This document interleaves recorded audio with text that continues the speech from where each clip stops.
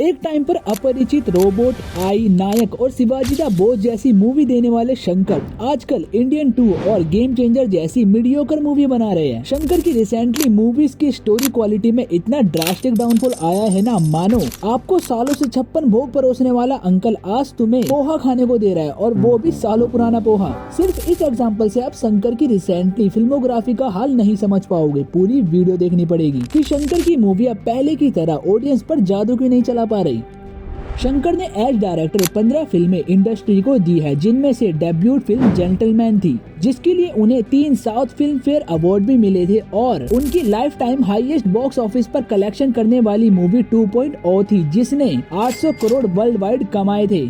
शंकर की फिल्मोग्राफी को अगर ध्यान से देखो तो मेजोरिटी मूवी करप्शन और सोशल इशू पर बेस्ड होती है। हिंदुस्तान, शिवाजी दा बोस और नायक इसका प्राइम एग्जांपल है। और जब ये मूवीज अपने टाइम पर रिलीज हुई थी तो उस समय इस मूवी से कई ऑडियंस रिलेट कर पाई थी, जिसकी वजह से ये मूवी हिट साबित हुई। लेकिन आज के टाइम पर यही एक बहुत बड़ा पॉइंट है शंकर के डाउनफॉल का। रिसेंट में इंडियन 2 रिलीज हुई थी, जो कि 1996 हिंदुस्तान की सीक्वल थी। हिंदुस्तान मूवी एक ईमानदार सेनापति पर थी जो कि देश के करप्शन से लड़ता है, और 1996 में ये कॉन्सेप्ट काइंड ऑफ फ्रेश था, जिसकी बदौलत उस समय 15 करोड़ के बजट में बनी इस मूवी ने 65 करोड़ की कमाई की थी। और जब इंडियन 2 रिलीज हुई तो उसकी स्टोरी और कॉन्सेप्ट वही इसके प्रीक्वल से कंटिन्यू किया गया। मेजोरिटी ऑडियंस को इंडियन 2 से जो एक्सपेक्टेड था वो उन्हें नहीं मिल पाया। मूवी को मिक्स रिव्यू मिले और लोगों को इसकी स्टोरी आउटडेटेड लगी, क्योंकि वही कि सिस्टम में बहुत ज्यादा करप्शन बढ़ रहा है और करप्शन से लड़ने के लिए एक मसीहा वापस आता है और एंड में करप्शन को एक हद तक खत्म भी कर देता है। बस इंडियन 2 की यही स्टोरी थी। और एक बात और, लगभग 70-80 साल के एक बुढ़े कैरेक्टर को अपनी सिर्फ 2 उंगली से लोगों को ढेर करना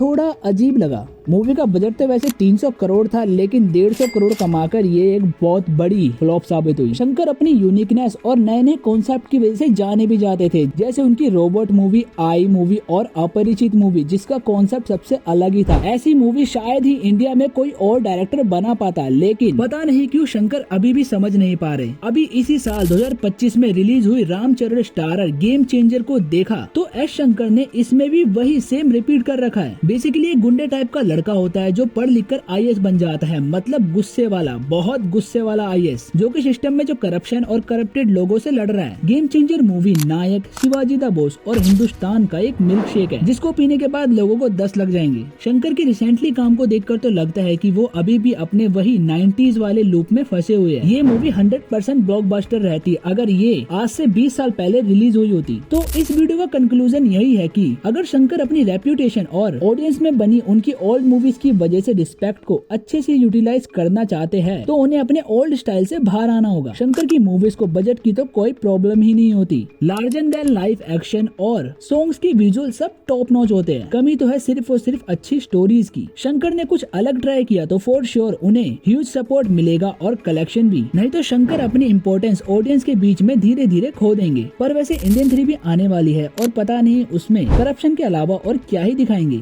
आई होप ये वीडियो आपको पसंद आई होगी, और अगर आप मेरे किसी पॉइंट से एग्री या डिसएग्री करते हो तो नीचे कमेंट में जरूर बता दे। और आप और क्या ऐड ऑन करना चाहते हो शंकर के डाउनफॉल के रीजन में तो वो भी नीचे जरूर लिख दीजिए। ऐसे ही यूनिक और टॉप नॉच कंटेंट के लिए चैनल को सब्सक्राइब जरूर कर दो।